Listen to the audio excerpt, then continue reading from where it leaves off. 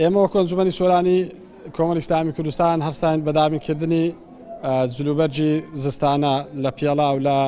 قەمسەڵا لە جلوبەرێک بە هاوکاری خێرخوازان لەم وەرزی زستانەدا کە هەم باردۆخیشی قەیراناوی هەیە خەڵک بێموچەیە و خەڵک زەرورە بە جلوبەرجی زستانە بکڕی توانیمان ژمارەی 100 منداڵی بێدایک و باوک جلوبەرە بکەین بە هاوکاری خێرخوازان و دەوڵەمەندان. زۆر سوپاسی پرۆژەی بێنازانەکەین کە جلوبەرگی هاوینە زستانەمان بۆ دابین دەکات و هیوادارم لەم بەرنامەیە بەردەوام بن و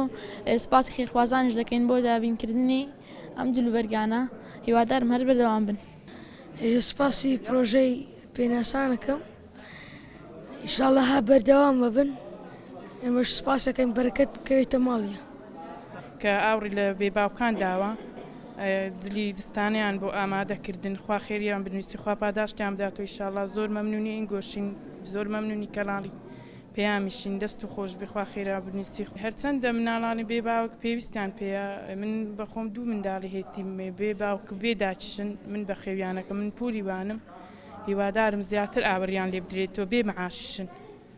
نەخۆشی چاویشی هەیە ئەگەر بێت و یارمەتین بدەن هاوکاری زیاترن لۆ بکەن